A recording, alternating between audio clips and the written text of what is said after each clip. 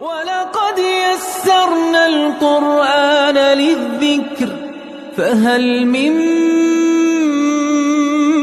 مُدَّكِرٍ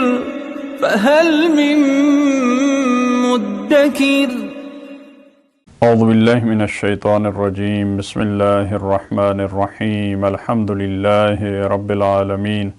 وصلی اللہ علی سیدنا و نبینا بالقاسم المصطفى محمد وعلى آلہ الطیبین الطاہرین المعصومین اما بعد اعوذ باللہ من الشیطان الرجیم وَاعْبُدُوا اللَّهَ وَلَا تُشْرِكُوا بِهِ شَيْئًا وَبِالْوَالِدَيْنِ إِحْسَانًا وَبِذِي الْقُرْبَى وَالْيَتَامَى وَالْمَسَاكِينِ وَالْجَارِ ذِي الْقُرْبَى وَالْجَارِ الْجُنُبِ وَالصَّاحِبِ بِالْجَنبِ وَابْنِ السَّبِيلِ وَمَا مَلَكَتْ أَيْمَانُكُمْ إِنَّ اللَّهَ لَا يُحِبُّ مَنْ كَانَ مُخْتَالًا فَخُورًا صدق اللہ العلی العظیم۔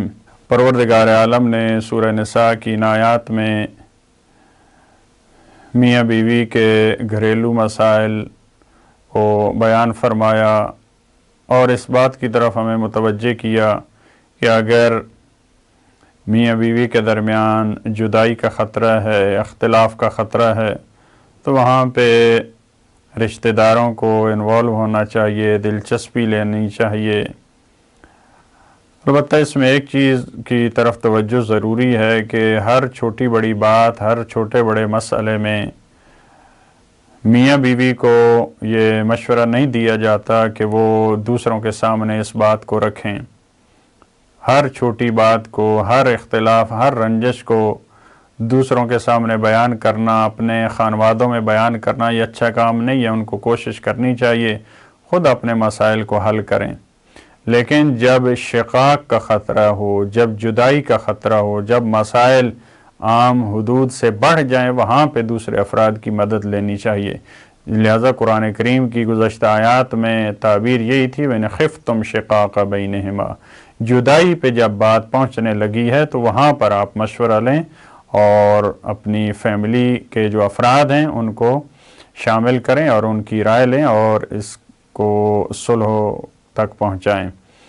اس کے بعد والی آیت میں پروردگار عالم نے ہمیں توحید عملی کی طرف ہمیں دعوت دی ہے اور ایک دفعہ عمومی حساب سے، عمومی انداز میں ہمیں دوسروں کے حقوق کی طرف متوجہ کیا ہے۔ میاں بیوی کے حقوق پہلے بیان کیے، پھر رشتہ داروں کے ارث کے مسائل، اب یہ ایک اور انداز میں مختلف گروہوں کا پروردگار عالم نے اس آیت میں تذکرہ کیا جن کے حقوق کو ہمیں پورا کرنا چاہیے۔ فرمایا وَاعْبُدُوا اللَّهَ وَلَا تُشْرِكُوا بِهِ شَيْئًا، اور تم اللہ کی عبادت کرو اور خدا کے ساتھ کسی کو شریک قرار نہ دو۔ یہ پروردگار عالم کی توحید، خوف خدا،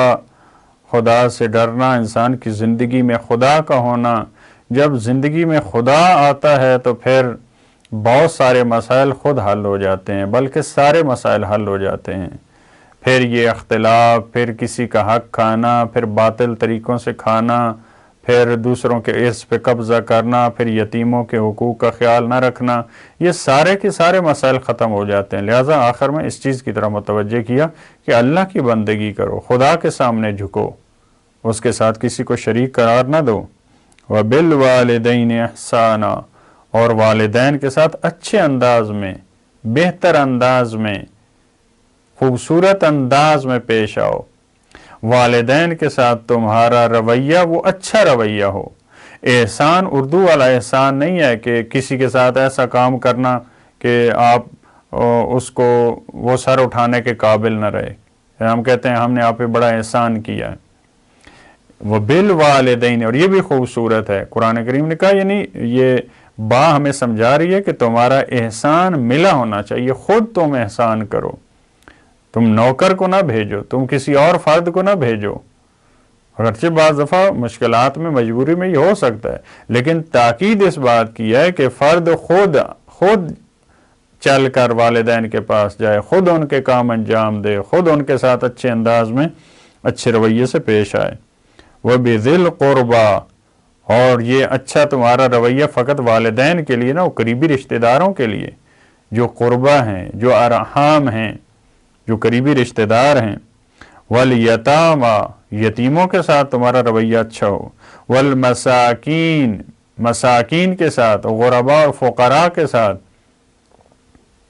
جن کے حالات اچھے نہیں ہیں ان کے ساتھ تمہارا رویہ ٹھیک ہو، والجار ذی القربا،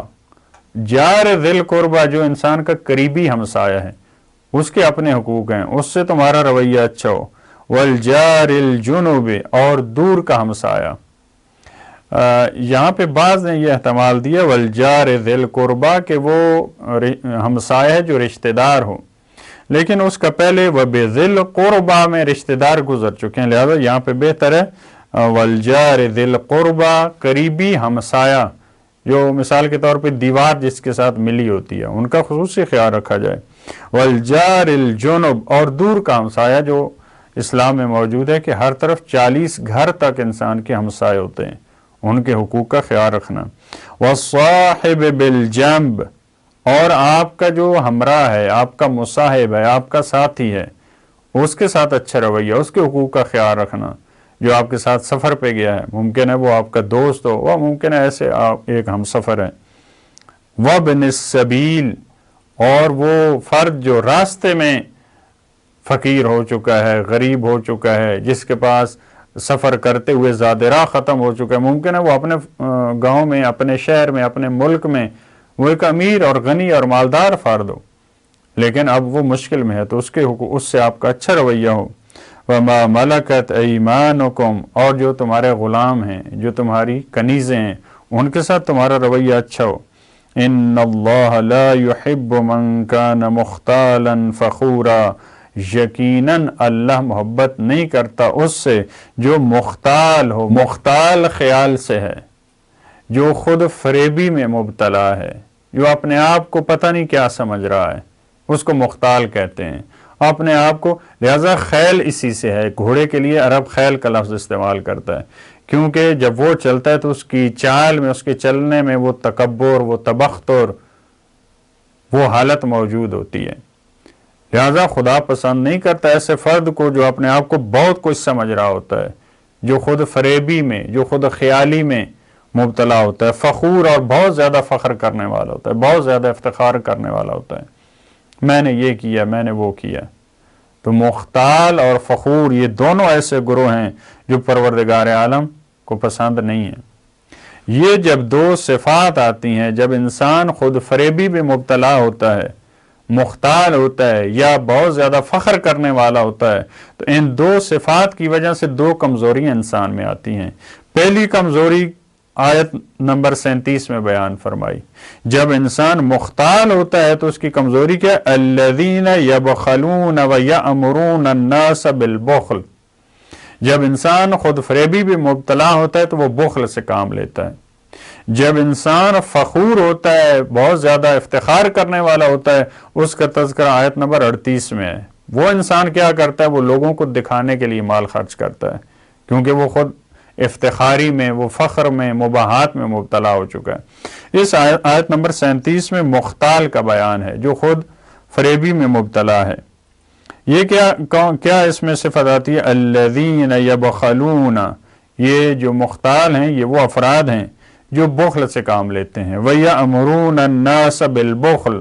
اور فقط خود بخل نہیں کرتے، لوگوں کو بخل کا حکم دیتے ہیں۔ البتہ حکم دینا یہ زبان سے بھی ہو سکتا ہے اور کام سے بھی ہو سکتا ہے۔ جب ایک فرد جس کے پاس پروردگار نے جس کو بہت کچھ دیا ہے، جب وہ بخل سے کام لے رہا ہوتا ہے تو یہ عملی طور پہ دوسروں کے لیے ایک درس ہوتا ہے بخل کا، یہ کنجوسی کا درس دے رہا ہوتا ہے دوسرے افراد کو، اور ممکن ہے زبان سے بھی کہہ رہا ہو کہ آپ دوسروں کو کیا دیتے ہیں، دیکھو میں نے خود محنت کی ہے، آپ بھی خود محنت کرو، دوسروں کو کیوں دیتے ہو، غریبوں کو کیوں دیتے ہو، مدارس میں کیوں دیتے ہو، فقراء کو کیوں دیتے ہو، خمس کیوں دیتے ہو، زکوٰۃ کیوں دیتے ہو۔ ممکن ہے یہ افراد دوسروں کو بھی بخل کا حکم دیں۔ وَيَكْتُمُونَ مَا آتَاهُمُ اللَّهُ مِنْ فَضْلِهِ، اور یہ چھپاتے ہیں اس چیز کو جو اللہ نے اپنے فضل سے ان کو عطا کیا ہے۔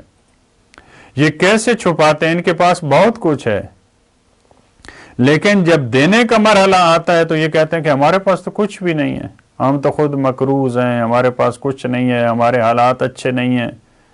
تو یہ اس طریقے سے جو پروردگار عالم نے ان کو فضل دیا ہوتا ہے اس پر شکریہ کی بجائے ان کی زبان پہ کیا ہوتا ہے؟ گلہ شکوہ ہوتا ہے۔ لہذا یہ کتمان کر رہے ہوتے ہیں، یہ فقر کا اظہار کرتے ہیں تاکہ لوگ سمجھیں کہ ان کے پاس کچھ بھی نہیں ہے، یہ تو خود فقیر ہیں۔ وَأَعْتَدْنَا لِلْكَافِرِينَ عَذَابًا مُهِينًا، اور آمادہ کر رکھا ہے ہم نے کافرین کے لیے۔ اب کافرین یہاں پہ وہی لغوی کافر ہے جو چھپا رہا ہے، جو حقائق کو چھپا رہا ہے، جو بخل سے کام لے رہا ہے، کیونکہ جو مال اور جو اللہ نے اس کو فضل دیا اس کی تعبیر پہلے گزر چکی ہے، یکتمون۔ تو یہ اسی سیاق میں کافرین ہے، یہ کفر وہ اعتقادی کافر نہیں ہے جو بخل سے کام لے رہا ہے۔ لہذا جو چھپانے والے ہیں ان کے لیے ہم نے توہین کرنے والا، ان کو پس کرنے والا عذاب ہم نے ان کے لیے آمادہ کر رکھا ہے، جو ان کو چھوٹا کرے، جو ان کی توہین کرے، کیونکہ یہ پروردگار عالم نے جو ان کو عطا کیا ہے، جو فضل دیا ہے، اس کو یہ خدا کی راہ میں نہیں دے رہے اور لوگوں کو بھی گمراہ کر رہے ہیں، اور یہ افراد خود فریبی میں مبتلا ہیں۔ خود فریبی میں جب مبتلا ہوتا ہے تو یہ انسان بھی اپنے آپ کو کچھ سمجھ رہا ہوتا ہے اس دنیا میں، جو اس دنیا میں اپنے آپ کو کچھ سمجھ رہا ہوتا ہے کہ میں کچھ ہوں، پروردگار نے اس کے لیے جو عذاب رکھے وہ اس کو چھوٹا کرنے والا عذاب ہے۔ جو یہاں اپنے آپ کو بڑا سمجھتے ہیں، پروردگار نے جب ان کے لیے عذاب کا تذکرہ کیا تو وہ عذاب ایسا ہوگا جو ان کو چھوٹا کرے گا۔ جو یہاں اپنے آپ کو بڑا سمجھتے ہیں، پروردگار عالم نے جن گروہوں کا تذکرہ کیا، والدین کے ساتھ احسان، رشتہ داروں کے ساتھ، ہمسائے، اور جو ہمارے تحت اثر افراد ہوتے ہیں، زیر اثر افراد ہوتے ہیں، ان تمام کا خیال رکھنے اور ان کے حقوق کو پورا کرنے، خصوصی طور پر جو پروردگار عالم کی طرف سے مالی حقوق ہیں ان کو پورا کرنے کی پروردگار ہمیں توفیق عطا فرمائے۔ اللہم صلی علی محمد و آل محمد۔